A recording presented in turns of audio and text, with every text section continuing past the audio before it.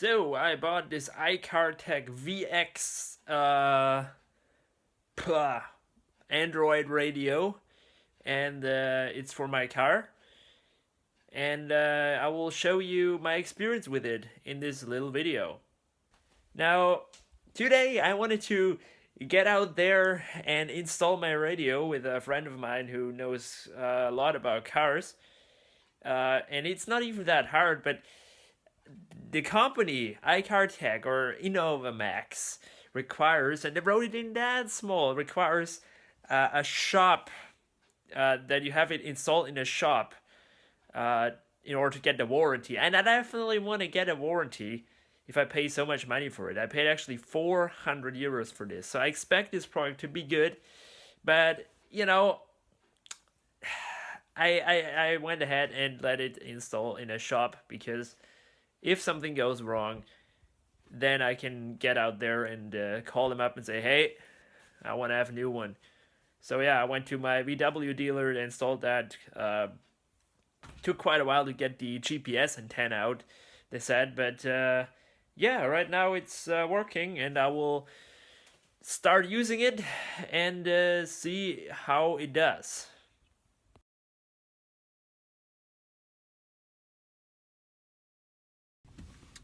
So I have now driven the iCartech VX. I still don't know the number. I will put it in the video for 2 weeks.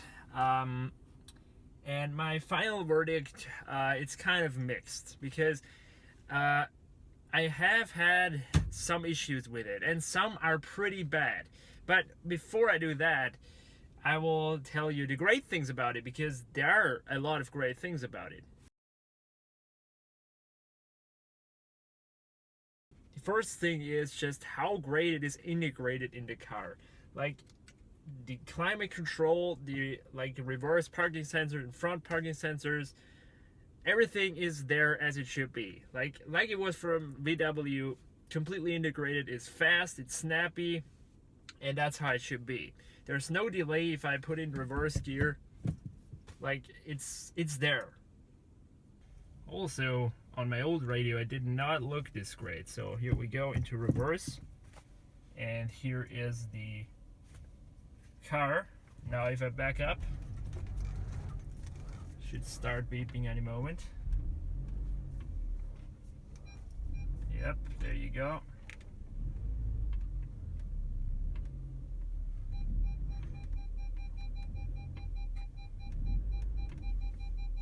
Does pretty good job. Same on front.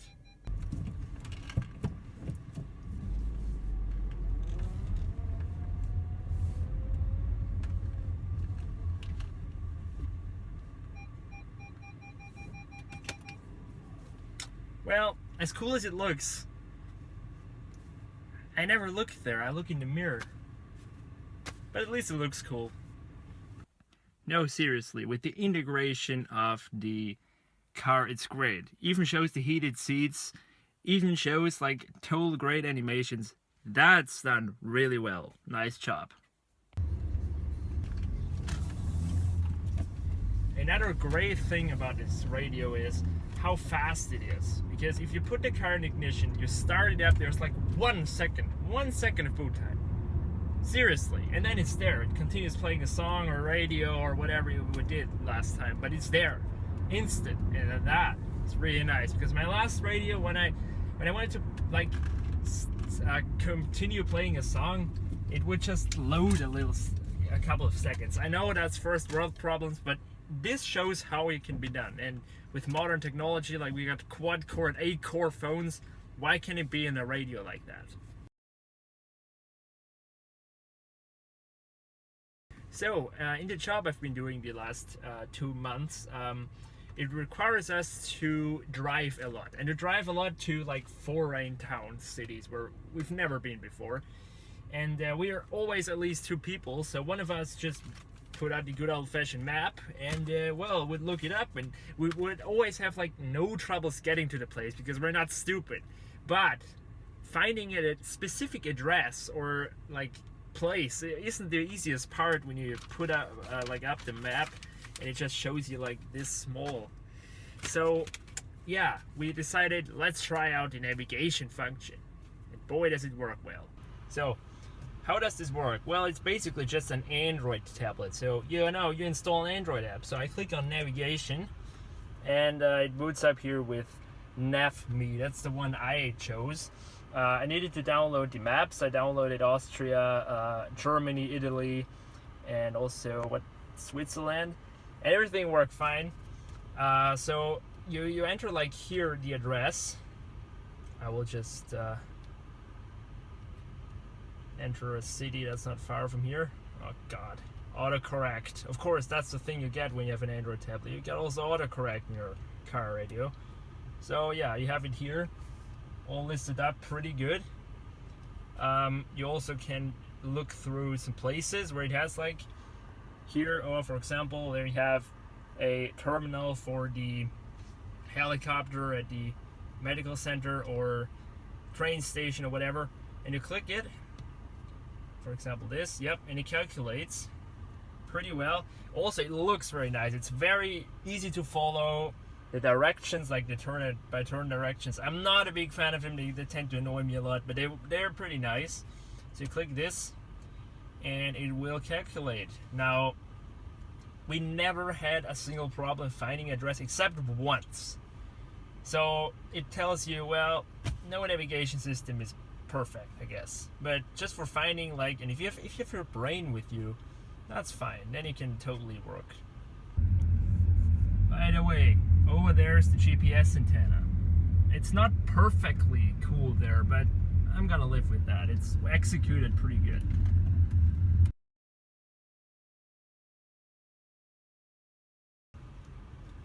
Bluetooth integration works great, perfect. Hands-free works great. Even Bluetooth music, no delay at all. Well done.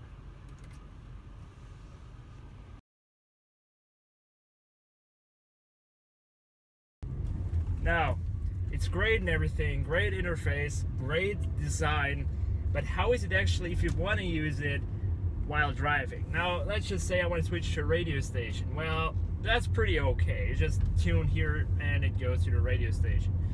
You also have these 4 buttons here, which say menu, navy, and band. And I can click this and go back to the menu or the navigation software or to the music. Now, no, not music actually, radio, sorry.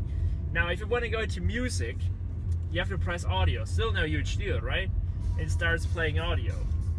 Now, as great as it looks and as great as it works, if you want to search for a song while you're driving, if you're here, like on a country road, no problem. But if you're in the town, in the city, don't do it. You're getting really easily distracted. Like, hey, should I play shuffle or should I play this or Well, you get the idea.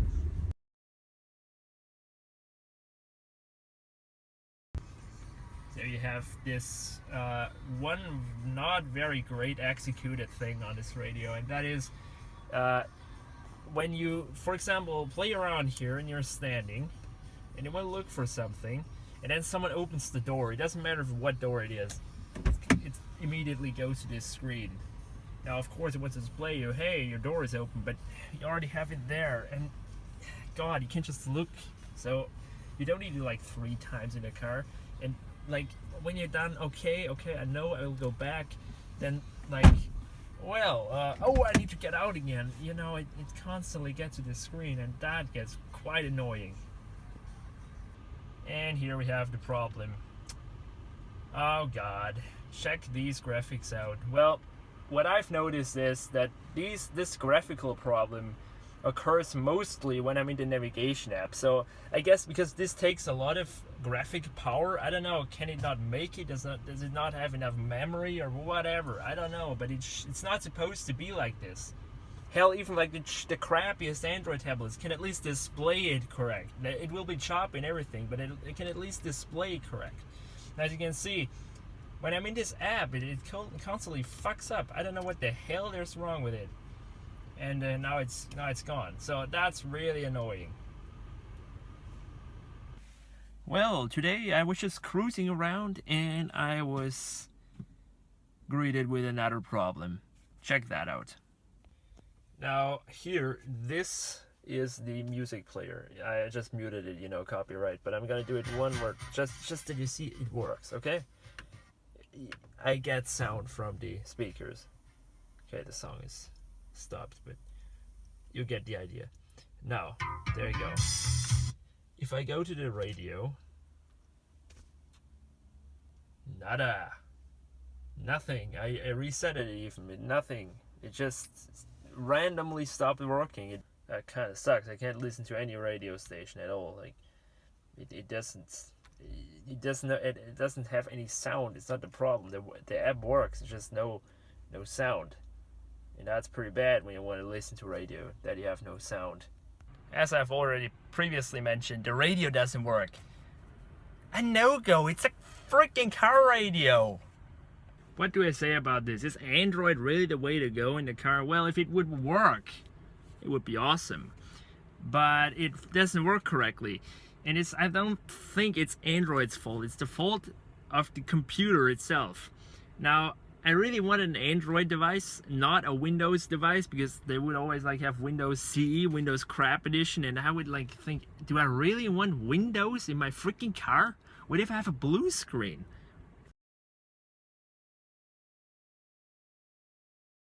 So, what is my final statement about this iCartech VX unknown number? Well, I've been disappointed, of course. It's great. First of all, it works with a ton of cars. For example, mine, the VW Passat 7, it works like from the 1998 model all the way to the latest. That's like perfect, and almost for all VWs. I don't know about Skoda or Seat or BMW or Mercedes. I don't know because I didn't look into this, of course. But I suppose they've done a great job there too. So with support, great. Integration of the car, perfect. My controls on the steering wheel still work. Climate control and parking sensor are getting displayed. Everything works completely, and also it doesn't have any influence at all with this computer there. So perfect integration in the car. Also looks like a stock radio. Now, communication with devices, perfect. Has 2 USB ports, SD card, micro SD, and a CD or DVD drive. What do you want else? Now, aux? Well, my car has aux here, so unfortunately it doesn't work with it. That really sucks. So, except aux, Bluetooth audio, perfect alternative. The operating system, very, very fast, responsive.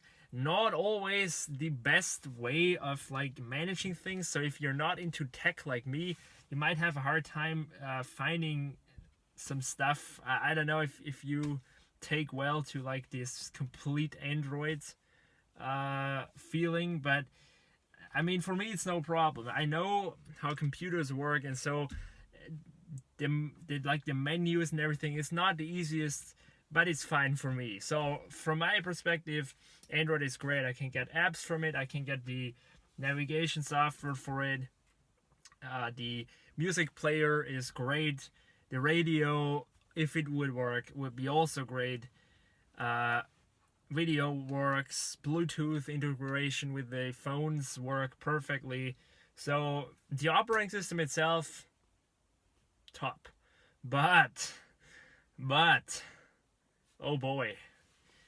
This device, guys, is a total failure in terms of technology. Why? Because it has so many issues.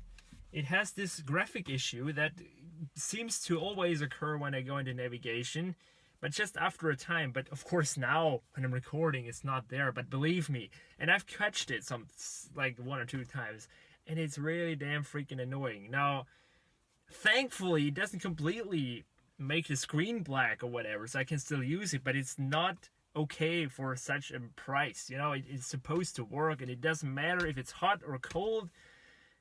It's supposed to work, and if like the GPU, if it can't be cooled enough, then they did not a great job on engineering it. So I'm sorry, but from hardware perspective, it's really bad. Also, you know, the radio doesn't work. I can't stress this enough. Why? Why can't the freaking radio work in a car? You know, there was a radio in there before. Why can it not work? I don't get it. Now, apart from these two very, very drastic issues, it's actually, if it would work perfectly, it would be a great radio. But since it doesn't really work that great, I'm gonna send it back. I'm gonna get hopefully a working one, and then I'll be happy. So thank you for watching this little review, or whatever you want to call it. Please subscribe, and see you next time.